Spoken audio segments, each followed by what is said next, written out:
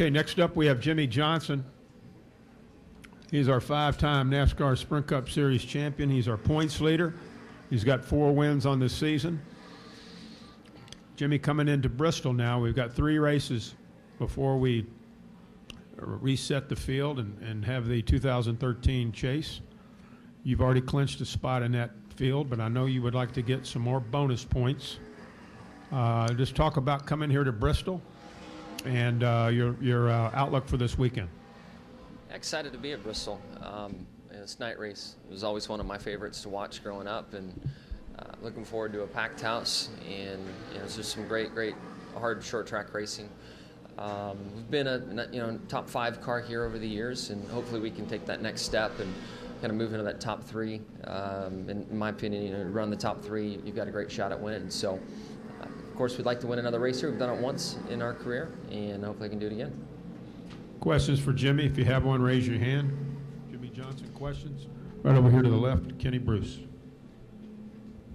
Kenny Bruce with NASCAR.com. Jimmie, the issues last weekend with the engine and everything, have you guys discovered what the problem was, taking care of that? Any concerns going forward? Yeah, there's always concern. We tested Richmond, and the guys were still asking me questions from the engine shop, what I felt, the order and how things went on and failed. They didn't have any clear direction then, and I'm not sure they've had a lot of time to work on everything with all 4 cars going to Richmond on Tuesday, Wednesday.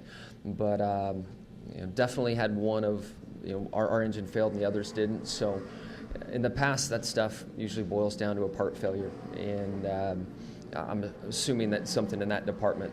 And hopefully we can find out what batch it came from and which part it was. When things fail at a rapid rate like they do, it's hard to find the source of the issue. Hopefully we can narrow that down and then get new parts and pieces in place so that it doesn't happen to our car or anybody else's. Who's next? Jim, right here on the front. Jim Utter, Charlotte Observer. I asked Mark this question earlier.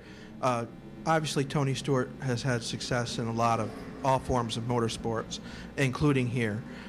He's also, during his career, had his share of run-ins with media, fellow competitors, and even NASCAR. But yet, through all that, he seems to still be held in a very high level of respect among his peers. I just wondered, that's got to be a delicate balance, and how do you think he's successful? Why is that?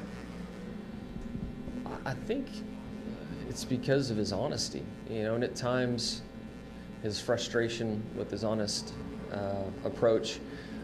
You might hear some real colorful things and have an issue on the front side. Might lead to an altercation on the track, getting out of the cars and have a little scrappy session with someone after. But once the dust settles, his honesty once again, I think weighs out, and he's not one to walk from a problem or run from a problem. He'll continue to talk to whoever it is and whatever it's about, and work through those things. So that's kind of where I put it. He's just honest at all times. Sometimes he probably wishes he had a filter on it, especially on the front side, to save some of the back end issues. But at the end of the day, that's what I respect about him. He's just an honest guy. Other questions? Jimmie? Awesome. Wow. Well, over here to the far right, Mr. Garrow. Mark Garrow, PRN. Jimmie, Mark and Greg Zibzell, we were just talking a little bit about, Tony and what he's going to go through to mentally and physically here on his way back. What's the toughest injury that you've ever had to get over? Have you ever had, at some point where you really got busted and it took a while to get back from?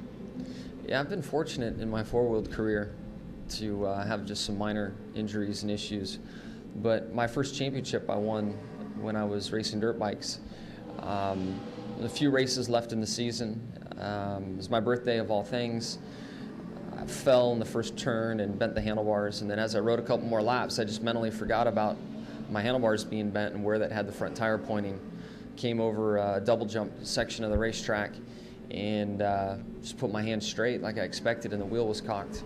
Tumbled, got tangled up with a bike, and I broke my tib and fib on my left leg and pulled the knee apart And when I was done tumbling, my foot was up here.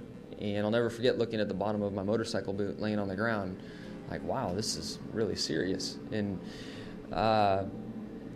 went to the hospital, had reconstructive knee surgery, and they got everything put back together and had me in a cast. And we figured out that if I started the race and rode one lap in the next couple events, that I would tie with this other kid in points, and I would have more race wins and win the championship. So my dad, with his fabrication skills, designed a little thing off the side of the bike, borrowed some adult-sized leathers and boots and all that, and got my foot propped up and rode one lap, tied the kid in points, won the tiebreaker due to wins, and went and got my first championship trophy on stage in crutches. So I was in a cast for quite a while. That was a 6-8 month process to get through. But I was so young, and really nothing stuck around mentally. It didn't bother me any way, shape, or form. So I was pretty lucky with the age, not only to heal the injury from my knee, but then also mentally it just didn't have an effect on me. But how old were you when that happened? You said, That was on my 8th birthday. Your 8th birthday. 8th birthday. So when you hit the ground and you immediately knew your foot wasn't where it was supposed to be, is that it? Or? Yeah, I was staring at the bottom of my motorcycle boot, and I knew that was bad. And then there was somebody trying to help me off the track, and my dad was running over. He saw me fall, and when he saw my leg and somebody trying to move me, that person still today probably regrets touching me, because my dad stuffed him. I mean, he came running up and planted the person that was trying to help. It was just a reaction, and you could hear me screaming, and saw my leg in an awkward position, and was just being a protective dad. Thanks. Yep. Over here to the left, Lee. Lee Spencer, Fox Sports. Can you talk a little bit about the changes coming at Stewart-Haas Racing as far as adding Rodney Childers, or perhaps going to a 4th team next season, and how that will benefit Hendrick Motorsports? Yeah, I hear the rumors. I'm not sure what is happening or will happen, from personnel changes to adding cars. Still learn a lot about Tony's health and what's going to happen with the 14 car. But we have a great relationship with Stewart-Haas Racing. And I know with Harvick coming on board, Kevin and I have talked already, and I think that we work well together now, but I think that can improve and be better in the future. And the more smart people pulling in the same direction, the better both companies are going to be. Stewart-Haas has shown their ability to win races and championships, and I think for the good of all of us, the more smart people, the more dedicated, focused people on both teams, the better all of us are going to be. Any more questions for Jimmie? All right, Jimmie, good luck this weekend, and we'll talk to you later.